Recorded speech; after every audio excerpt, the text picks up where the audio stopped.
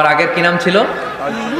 রাজু চন্দ্র সরকার। রাজু, ইসলাম ধর্ম গ্রহণের ব্যাপারে তোমাকে কেউ জোর জবরদস্তি করছে? কেউ করেনি?